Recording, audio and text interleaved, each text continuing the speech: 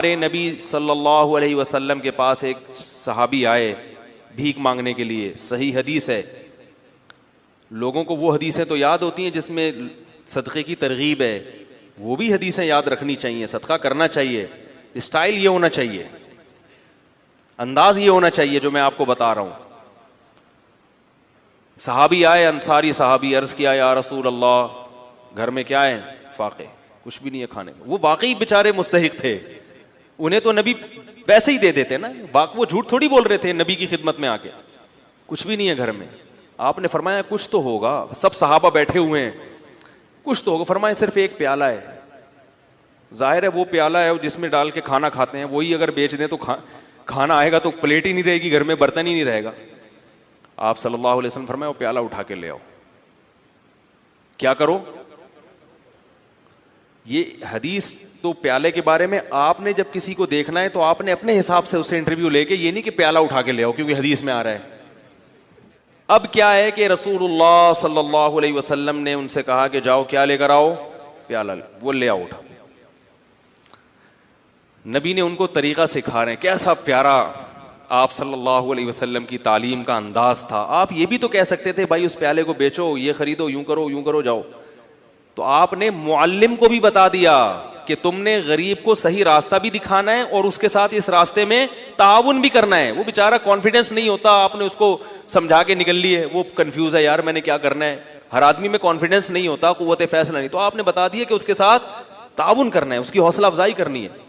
तो आप ये नहीं आप सल्लल्लाहु अलैहि वसल्लम ने फरमाया कि जाओ वो प्याला बेचो और ये करो और वो करो और खुद ही कर लो सारा कुछ। फरमाया ले आओ। जैसे जैसे कह रहा हूं ना वैसे वैसे गोया उंगली पकड़ के चलाना सिखा रहे हैं, भीख से उंगली पकड़ के छुड़वा रहे हैं। ये ज्यादा बड़ी खिदमत है।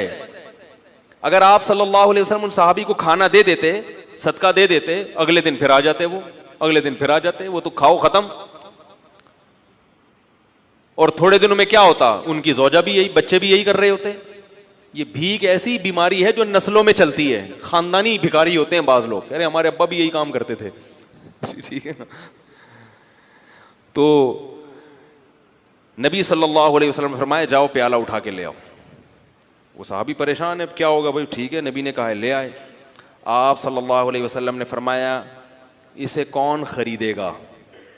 हर चीज़ का कोई ना कोई तलबगार होता है। एक सहाबी ने फरमाया 1 दिरहम में ये मुझे दे दें। आपने फरमाया इससे ज़्यादा में कौन खरीदेगा? भाई अब बिजनेस का तो उसूल है ना, सरमाया चाहिए तो जितना ज्यादा सरमाया ले सकते हो। अबे यार भाई बिजनेस का तो उसूल है, हलाल सरमाया है।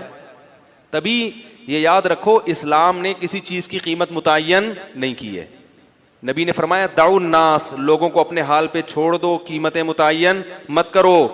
इन्नल्लाह हुवल मुसअ्इर, अल्लाह चीजों की कीमतें खुद मुतय्यन करता है। जिस चीज की कीमत अल्लाह ने बढ़ानी होती है मार्केट से शार्ट कर देगा उसको, जिस चीज की कीमत अल्लाह ने घटानी होती है मार्केट में अल्लाह उसको वाफर मिकदार में फेंक देते हैं।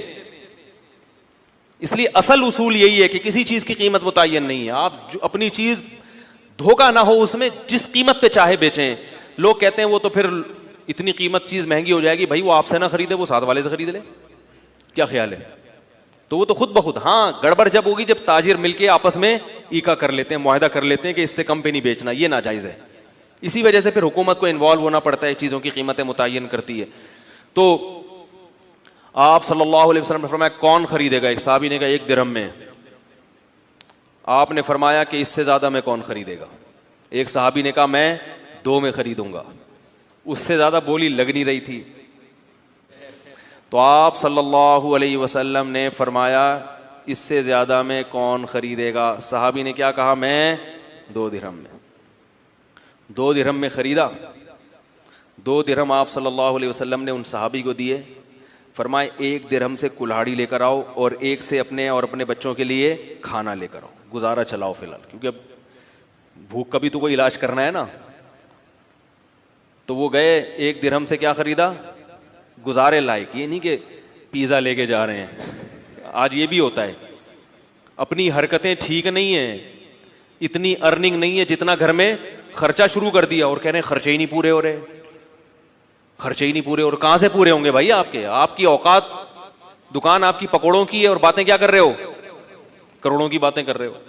तो अपनी औकात देखकर अपने पांव फैलाओ ना। वो जो भी बेचारों को मिला होगा जौ की रोटी, भाई फिलहाल बेगम, मेरी अपनी आदत क्या है कि मैं अक्सर मैं कभी भी कोशिश करता हूं किसी भीख मांगने वाले को नहीं दूं, इल्ला ये कि जब 100% इत्मीनान हो जाए कि वाकई ये मुस्तहिक है और कुछ कर नहीं सकता, वो एक अलग बात।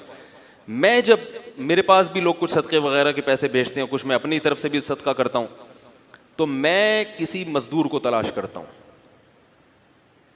क्योंकि ये पता है कि ये बेचारा अगर मालदार होता तो इतनी टफ मजदूरी, बोलो भाई, ना कर रहा होता।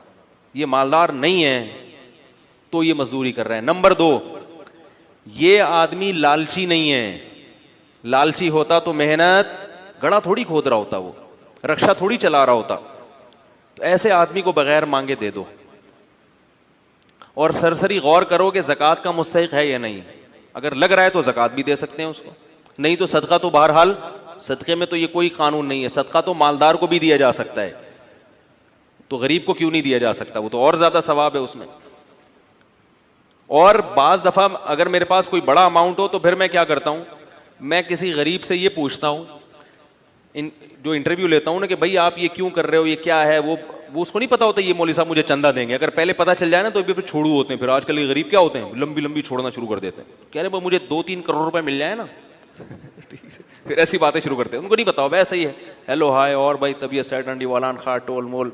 अगर पठान है तो थोड़ा सा पश्तो मश्तो मारी, पंजाबी है तो थोड़ा सा उसमें, और भाई पाण की हाल है तो ठीक ठाक हो, इस तरह की थोड़ी सी गल्ला शल्ला करके तो थोड़ा सा उसको मानूस किया। उसके बाद उससे रिपोर्ट तलब की, और भाई क्या कर रहे हो, घर भर कैसा चल रहा है। तो जो इज्जतदार आदमी होता है वो पहली दफ़ा में तो यही कहेगा अल्हम्दुलिल्लाह, अल्लाह का दिया बहुत कुछ है। अब ये नहीं कि हम भाग गए, इसका मतलब है बंदा सफ़ेद पोश है, अल्लाह का शुक्र अदा कर रहे हैं। तो भाई अल्लाह का दिया माशाल्लाह बहुत कुछ है। बच्चे कितने आपके जी, 2-3 दर्जन बच्चे हैं माशाल्लाह। एक मिसाल दे रहा हूँ, वैसे होते नहीं किसी के। और कौन है घर में यार, वैसे ही पूछ रहा हूँ यार, तनख्वाह कितनी है, कहना अल्हम्दुलिल्लाह ये दिहाड़ी हो जाती है। तो इस दिहाड़ी में गुजारा हो जाता है, हाँ भाई हो जाता है। इसका मतलब है कि गुजारा नहीं होता, क्योंकि इस दिहाड़ी में असबाब की दुनिया में इतने बच्चों के साथ गुजारा नहीं होगा। तो भाई उसको लिफाफा चुपके से पकड़ाओ और पतली गली से निकल लो। और इससे ज़्यादा अच्छा काम क्या है, बाज़ दफ़ा ये भी मेरी कोशिश होती है, कभी इसमें कामयाब होता हूँ कभी नहीं भी होता, और कभी ये कोशिश नहीं भी करता, टाइम ही नहीं होता। लेकिन मैं इसलिए आपको बता रहा हूँ कि भाई ये काम करेंगे तो इंशाअल्लाह इंसानियत की खिदमत होगी, अपनी कौम की खिदमत होगी, और अपाहज ना बनाए लोगों को। फिर मैं उससे कहता हूँ कि यार ये आप इससे आसान काम क्यों नहीं कर लेते। या कोई वाकई बेरोजगार है, वो भी ऐसा भी हुआ है, भिखारी आया हट्टा कट्टा, मैंने कहा आप कुछ करते क्यों नहीं। कह रहे हैं यार आजकल रोजगार नहीं मिल रहा, मैं क्या करूं। मैंने कहा ठीक है आ जाओ, हमारी मस्जिद में काम हो रहा था, मैंने कहा यार ये सारा काम यहाँ निपटा दो, ये कर लो, ये गड्ढा आप खोद दो। आप मुझसे 100 रुपये मांग रहे हो, मैं आपको 2000 रुपये दे दूंगा एक दिन के, या 3000 रुपये दे दूंगा एक दिन की दिहाड़ी। अब फौरन पतली गली से निकल लिया। भाई जब आप हट्टे कट्टे हो, आपकी बॉडी से लग रहा है कि आप कुदाल किसी के सर पे भी मार सकते हो, इतनी ताकत है, भाई क्या करना है। अपाहज आदमी अल्लाह को पसंद नहीं है, और अपाहज बनाने वाले लोग भी अल्लाह को पसंद नहीं है।